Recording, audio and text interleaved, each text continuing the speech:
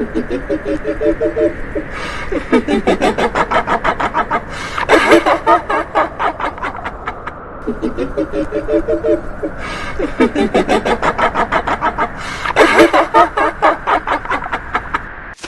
कहानी रामपुर गांव में रहने वाली बंटी कबूतर की है। एक शाम बंटी कबूतर अपनी ट्यूशन खत्म करके घर जाने के लिए बस स्टॉप पर बैठा बस का इंतजार कर रहा था।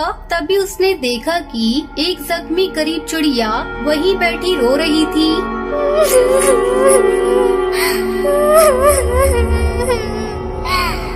ये देखकर बंटी को बहुत बुरा लगा और इंसानियत के नाते वो उस चिड़िया के पास गया। सुनिए, आप रो क्यों रही हैं? ये लीजिए पानी, इसे पी लीजिए। तभी उस चिड़िया ने अचानक ही रोना बंद कर दिया और उसने बंटी कबूतर की तरफ बहुत ही डरावनी तरीके से देखा और उससे पूछने लगी, सुनो कबूतर, क्या तुम्हें पता है मेरा पति कहाँ है? पता है तो मुझे अभी बता दो, वरना तुम्हारे साथ अच्छा नहीं होगा। मैं तुम्हें जिंदा नहीं छोड़ूंगी। बता मुझे कहाँ है मेरा पति, बोल। बंटी उसका ये सवाल सुनकर हैरान हो गया। उसे लगा कि वो चिड़िया शायद पागल है। वो चिड़िया अपनी जगह से उठी और उसकी तरफ बढ़ने लगी और जोर जोर से हंसने लगी। आज मैं तुझे नहीं छोड़ूंगी। ये कहते हुए वो चारों तरफ घूमने लगी। ये देखकर बंटी कबूतर डर गया था और उसने अपनी पानी की बोतल वहीं छोड़ी और भागने लगा। भागते भागते वो सीधा अपने घर पहुंच गया और सोचने लगा, आखिर वो चिड़िया कौन थी और वो मुझसे इस तरह क्यों बात कर रही थी? मैंने उसका क्या बिगाड़ा है? मगर उसे कुछ समझ नहीं आया। उसी रात करीब 2 बजे बंटी की नींद अचानक ही किसी के रोने की आवाज से खुल गई। वो जैसे ही उठ के बैठा उसके होश उड़ गए। वही बस स्टॉप वाली चिड़िया उसके बिस्तर पर बैठी रो रही थी।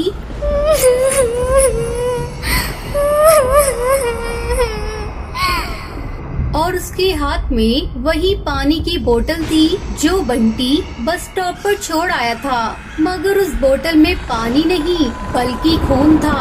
कैसी हो बंटी कबूतर? जब तो तुम मुझसे बच गए, लेकिन अब तुम्हें कौन बचाएगा मुझसे?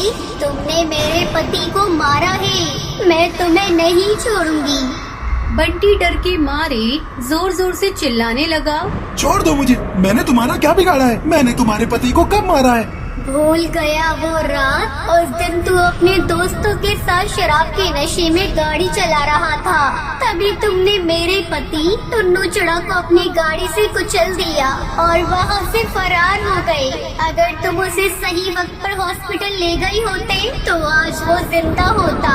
उसके जाने के बाद मैं भी मर गई। जब से मैं अपने पति की मौत का बदला लेने के लिए बस स्टॉप पर भटक रही थी और तुम्हारा इंतजार कर रही थी। आखिरकार आज तुम मुझे मिल गए। ये सब सुनकर बंटी कबूतर को अपनी गलती का एहसास हो जाता है और वो उससे कहता है, मुझे माफ कर दो, मुझसे बहुत बड़ी गलती हो गई। मेरी वजह से तुम्हारे पति की मौत हो गई। लेकिन तुम जानती हो, उस दिन के बाद से मैंने शराब पीनी छोड़ दी। जो होना था वो हो गया। अगर तुम चाहो तो मुझे मार दो और अपने पति की मौत का बदला ले लो। ये सब सुनकर भूतिया टूनी चिड़िया की आत्मा बंटी कबूतर को माफ कर देती है और वहाँ से हमेशा के लिए चली जाती है।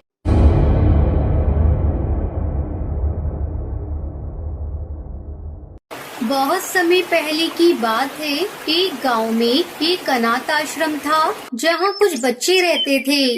वो अनाथ आश्रम एक चिड़िया संभालती थी जिसका नाम टुनटुनी था। बच्चे उसे बहुत पसंद करते थे और उसे टुनटुनी दीदी बुलाते थे। पर उन बच्चों को इस बात का जरा भी अंदाजा नहीं था कि उनकी टुनटुनी दीदी कोई साधारण चिड़िया नहीं थी। वो एक इच्छाधारी नागिन थी जो बच्चों से प्यार करती थी। टुनटुनी ने उन बच्चों के लिए एक अनाथ आश्रम खोल दिया था। वो उन बच्चों को बहुत खुश रखती थी। वो ये बात भूल चुकी थी कि वो एक नागिन है, लेकिन उनकी खुशी ज्यादा समय टिकी नहीं और उनके गांव में एक एक करके बच्चे गायब हो रहे थे और किसी को कुछ समझ में नहीं आ रहा था कि क्या हो रहा है। ऐसे में एक दिन अनाथ आश्रम से भी कुछ बच्चे गायब हो गए। टुनटुनी बहुत परेशान थी। वो सीधे शिव मंदिर गई और शिव जी से प्रार्थना करने लगी। शिव जी, मेरी मदद कीजिए। मुझे पता लगाना है कि गांव में बच्चों के साथ क्या हो रहा है। टुनटुनी, उन बच्चों को एक भूत या चिड़िया की आत्मा मार रही है।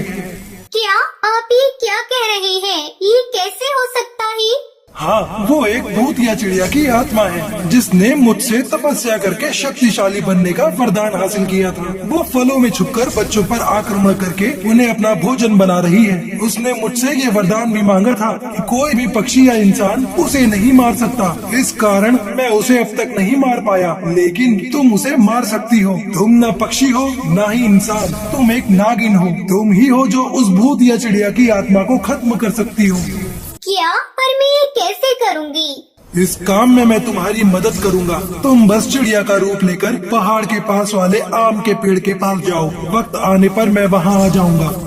फिर टुनटुनी चिड़िया उस आम के पेड़ के पास पहुंची। तभी एक आम नीचे गिर गया। उसने वो आम उठाया। उस आम पर एक चिड़िया थी। धीरे धीरे वो बड़ी होने लगी और देखते ही देखते वो एक बड़ी भूतिया चिड़िया की आत्मा में बदल गई। वो नीले रंग की थी। टुनटुनी उसे देखकर हैरान हो गई। ए चिड़िया, अब तो मुझसे नहीं बचने वाली। मैं तुझे मार कर खा जाऊंगी। तभी भूतिया टूनी चिड़िया की आत्मा उस पर हमला करने वाली होती है। फिर टुनटुनी अपने नागिन रूप में आ गई और उसने अपनी जादुई तलवार से वार किया, लेकिन भूतिया टूनी चिड़िया की आत्मा मरने की बजाय दो भूतिया चिड़िया में बदल गई। तू मुझे नहीं मार पाएगी चिड़िया नागिन। ये क्या हो रहा है? ये तो बढ़ते ही जा रही है। मैं इन सबको कैसे खत्म करूंगी? हे भोलेनाथ, अब आप ही मेरी मदद कीजिए। तभी एक तोता वहाँ आता है। ये तोता तो इसी तरफ आ रहा है। ये भूतिया चिड़िया की आत्मा से मार देगी। रुक जाओ, आगे मत आओ। क्या हुआ टुनटुनी? तुमने ही तो मुझे मदद के लिए बुलाया था। टुनटुनी तोते की आवाज सुनकर चौंक गई। वो किसी और की नहीं बल्कि शिवजी की आवाज थी। भूतिया चिड़िया की आत्मा ने अगर मेरा असली रूप देख लिया तो वो गायब हो जाएगी और तुम उसे नहीं मार पाओगी। इसलिए मैं अपना रूप बदल कर आया हूँ। मैं उसे नहीं मार पा रही। देखिए, कितने सारे भूतिया चिड़िया की आत्मा हो गई है। मैं क्या करूँ? मुझे इस भूत या चिड़िया की आत्मा के पेट के अंदर जाना होगा। मैं उसे नहीं मार सकता, पर कमजोर कर सकता हूँ जिससे तुम उसे मार पाओगी। तभी भूतिया टूनी चिड़िया की आत्मा ने शिवजी बने तोते को निगल लिया। जब वो भूतिया टूनी चिड़िया की आत्मा के पेट के अंदर पहुँचे तो सारे बच्चे उस पेट के अंदर थे। फिर वो उसके पेट पर अपने त्रिशूल से वार करके बाहर आने का रास्ता बनाया। टुनटुनी ने जैसे ही सारे बच्चों को पेट से बाहर आते देखा तभी उस पर वार किया। उसने अपने मुंह से आग निकालकर उसे जला दिया।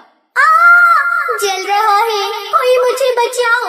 माफ कर दो, आगे से मैं कभी ऐसा नहीं करूँगी। ये कहकर वो जलकर राख हो गई। आपका बहुत बहुत धन्यवाद शिव जी। आपने मेरे बच्चों के प्राण बचा लिए। अब गांव के बच्चों को कोई खतरा नहीं है। अब टुनटुनी बच्चों के साथ खुशी खुशी आश्रम में रहने लगती है।